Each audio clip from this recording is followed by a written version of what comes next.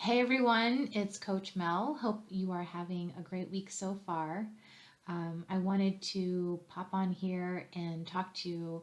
I want to tell you I want to tell you a story. It's a story on courage and resilience. Um, Back in the mid 1970s, the Vietnam War was spreading into Cambodia. And the Khmer Rouge was wanting to take over the capital of Cambodia, Phnom Penh, and basically start eliminating anyone who was in a position of authority or power or had, some sort of, you know, ability that could, be a possible threat to their plan.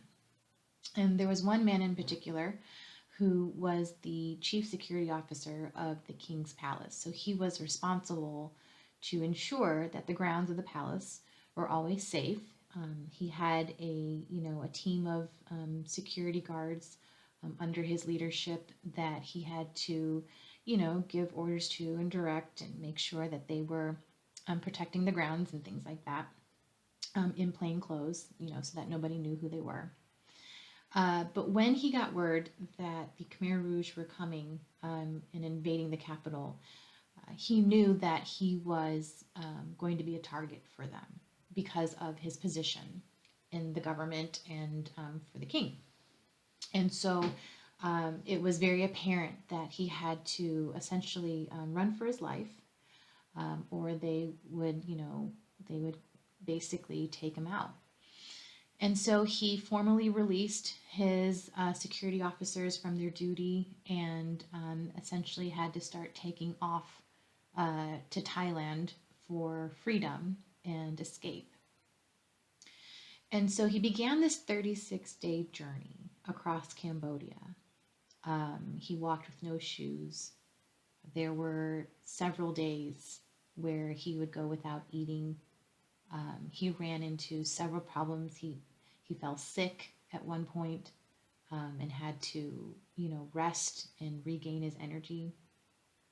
He also had to cross through the jungle.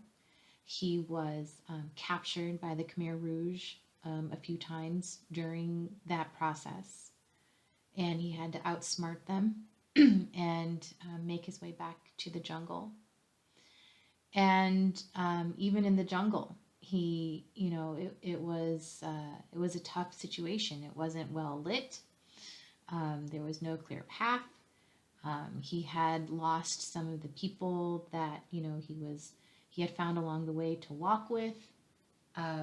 He had to actually sort of take the lead at one point and lead them up a mountain, and just got to the point to where he was almost at the border of Thailand, and there was a lone elephant standing off into the distance, and that elephant could have easily freaked out and attacked, or done something drastic, but instead it ended up walking away from this man, and in doing so it cleared a path for the man to follow out of the jungle into freedom. And so after that, the man was able to get to a refugee camp and spent some time, being in the camp, and then got to America and was able to start a life and a family, and was able to make something, with the future that he now had. The great thing about this story is that that man is my dad, and his birthday is coming up on Friday. He'll be 70 years old.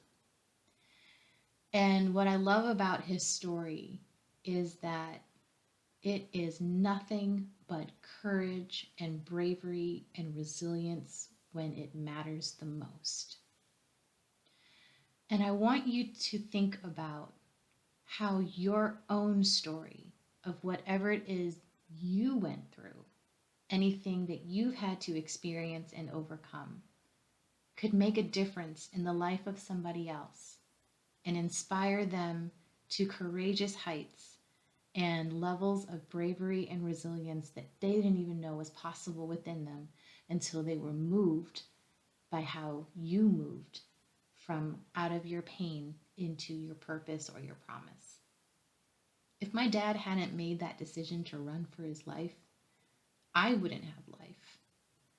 And even though at the time, I'm sure he wasn't thinking about, his future family or anything in that moment, his decision to preserve the possibility of life after this experience gave me the possibility of life. And so I want to encourage all of you to know that you have a story that can move somebody into the realm of possibility. And, if you're interested in reading more about my dad's story, I actually wrote it. It's the first chapter of my first book I wrote, Walk on the Road to Resilience. But it's what I really want you to take away from is the fact that we all have two things that we bear in this world: our crosses and our torches. And our crosses are not meant to weigh us down or take us out or keep us held down. They're really just supposed to show us what exactly we are made of, how strong we really are, and what we can actually get through, even with all this weight on our backs. Our torches that we carry are meant to show others that they too can carry their crosses, get through whatever challenges that they have, and show themselves their own strength of what's possible out of them. So that's just my little word for the moment. If you have a story that you're interested in telling, send me a note. As you all know, I'm the president of the Fearless Storytellers Movement, and that is literally all we do. We basically tell people's stories, and we facilitate healing and breakthrough through the art of storytelling. And so if you know that you have something that you want to inspire others with, feel free to drop a note or go to our Fearless Storytellers Movement Facebook page or our Instagram and reach out to us. We also have a website. I think it's fearlessstorytellersmovement.com. And just let us know what your story is. Okay, guys, hope everyone has a beautiful rest of your day. Happy birthday to my dad. I love you to the moon and back. And of course, thank you for always being my source of inspiration and courage. Take care, guys. Talk to you soon.